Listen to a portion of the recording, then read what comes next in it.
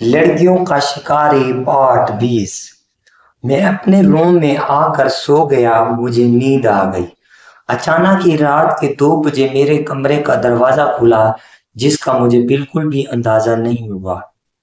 Nadia نے خاموشی سے دروازہ کھولا اور دروازے کو کنڈی لگا کے میرے ساتھ لیٹ گئی اور میرا ہاتھ پکڑ کر مجھے اٹھانے لگی۔ میں نے آنکھ کھول کر دیکھا تو نادیہ تھی، یہ میرے برابر میں لیٹی ہوئی تھی۔ کہنے لگی، ماجد اٹھ جائے نا۔ میں نے نادیہ کی طرف دیکھا تو اس کی طرف دیکھ کر بیٹھ گیا اور اپنے سر کو پکڑ لیا۔ میں نے کہا، نادیہ، میرے سر میں شدید قسم کا درد ہو رہا ہے، اس لیے میں سو گیا تھا، مجھے نیند آ گئی تھی۔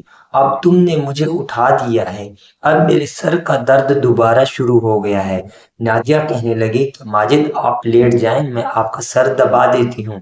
میں نے کہا، نہیں نہیں نادیہ، سر دبانے کی ضرورت نہیں ہے، تم تھک جاؤ گی۔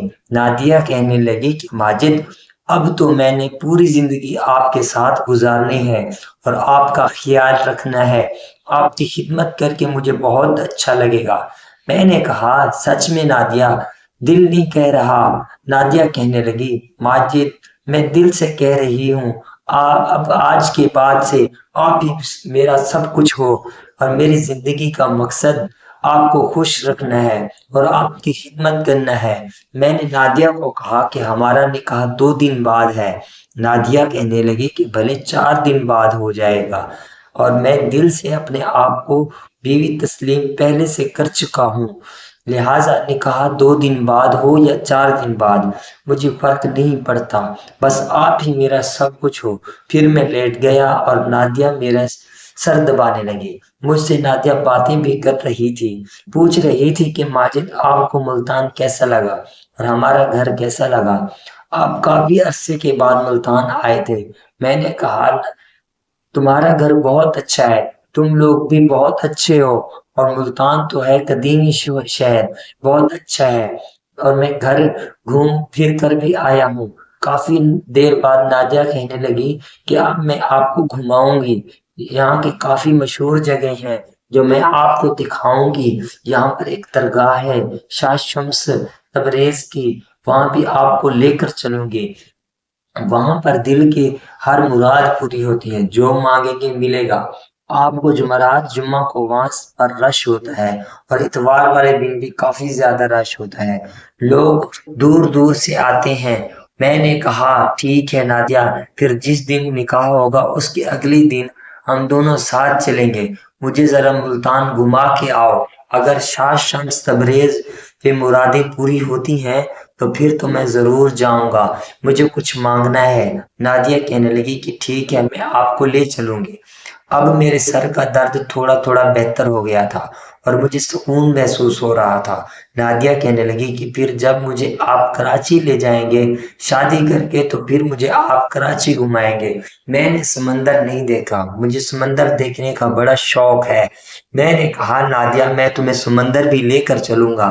کراچی میں بھی ایک درگاہ ہے جہاں پر سب کی مرادیں پوری ہوتی ہیں، اس کا نام عبداللہ شاہ غازی ہے، میں تمہیں وہاں بھی لے چلوں گا۔ اور ایک کراچی میں ایک مشہور مزار ہے قائد اعظم محمد علی جناح کا، بہت خوبصورت بنا ہوا ہے، وہ بھی میں آپ کو گھماؤں گا۔ میں نے دیکھا نادیہ خوش ہو گئی تھی، مجھ سے پوچھنے لگی، ماجد، آپ کو تھوڑا سکون محسوس ہو رہا ہے؟ میں نے کہا، نادیہ، تمہارے ہاتھوں میں تو جادو ہے، میرے سر کا درد بالکل بھی ٹھیک ہو گیا ہے۔ نادیہ نے میرے ماتھے کا بوسہ لیا اور آہستہ آہستہ میرے قریب ہونے لگی اور مجھے تیار کرنے لگی۔ اب میری بھی طبیعت تھوڑی سیٹ ہو گئی تھی، میں آہستہ آہستہ تیار ہو رہا تھا، اور پھر ہم دونوں گیم کھیلنے لگے، کیونکہ ہم گیم کھیل کھیل کر پرانے ہو گئے تھے، اس لیے آج تھوڑا آرام آرام سے اور سکون سکون سے کھیل رہے تھے، اور میں چاہتا تھا کہ ہماری یہ گیم تھوڑی لمبی چلے، کیونکہ میں نے اپنی نیند تو خراب کر لی تھی، حالانکہ میں نے خود نہیں کی تھی، وہ تو نادیہ نے آ کے میری نیند خراب کی تھی۔ اب میں چاہتا تھا کہ ہم تھوڑے انجوائے کریں، اس لیے ہم لوگ تقریباً 1.5 گھنٹے تک گیم کھیلتے رہ گئے، اور 1.5 گھنٹے کے بعد ہماری گیم مکمل ہو گئی۔ نادیہ اٹھ کر واش روم چلی گئی، تھوڑی دیر بعد واش روم سے باہر آئی اور پھر میرے ماتھے کا بوسہ لیا اور کہنے لگی کہ ماجد میں جا رہی ہوں، اب ہمارے نکاح میں ایک دن رہ گیا ہے، ہمیں تیاریاں بھی کرنی ہے۔ میں نے کہا ٹھیک ہے نادیہ تم جاؤ۔ پھر میں وہ شروع چلا گیا، نہا دھو کے سو گیا۔ صبح کامران بھائی مجھے اٹھانے کے لیے آیا اور کہنے لگا ماجد بھائی نیچے آ جائے، ناشتہ کر لے، پھر ہمیں کوئی سامان لینے کے لیے بازار جانا ہے۔ گھر والوں نے ایک لسٹ بنا کے دی۔ میں نے کہا جی کامران بھائی اب چلو میں آ رہا ہوں۔ میں پھر ہاتھ منہ دھو کر فریش ہو کر نیچے آیا، سب کے ساتھ بیٹھ کر ناشتہ کیا۔ پھر ابو اور خالو نے ہمیں پیسے دیے اور سامان کی لسٹ پکڑائی اور پھر ہم مارکیٹ چلے گئے۔ بازار سے سامان لینا کافی زیادہ سامان تھا، ہم لے کر آ گئے تھے، وقت کا پتہ ہی نہیں چلا اور اتوار کا دن آ گیا جس دن ہمارا نکاح تھا۔ ہم لوگ میری انگوٹھی اور نادیہ کی انگوٹھی بھی لے آئے تھے اور ہم اپنے ڈریسز بھی لے آئے تھے۔ شام 5 بجے کا نکاح تھا، تمام رشتہ دار آ چکے تھے، رابعہ بھی تیار ہو کر آ چکی تھی مگر مجھے غصے سے دیکھ رہی تھی۔ میں دل ہی دل میں سوچ رہا تھا کہ یہاں رابعہ بس تمہارا تو میں نے کام اتارنا تھا، میں نے شادی تو نہیں کرنی تھی، تم سے بس جھوٹ بولا تھا۔ رابعہ مجھے گور گور کر دیکھ رہی تھی اور میں اسے مسکرا کر دیکھ رہا تھا اور پھر میں نے موقع پا کر دونوں کان پکڑ کر رابعہ کو سوری بولا، جس پر رابعہ تھوڑی سی مسکرائی تھی، مطلب کہ وہ مان گئی تھی۔ ہمارا نکاح ہو گیا تھا، سب رشتہ داروں نے کھانا وغیرہ کھایا، مٹھائیاں تقسیم ہوئی، مبارکباد دیتے ہوئے سب لوگ اپنے گھروں کو چلے گئے۔ رات کو 11 بج گئے۔ ابو کہنے لگے کہ سب لوگ تھک چکے ہیں تو اپنے اپنے کمرے میں جائیں اور آرام کریں۔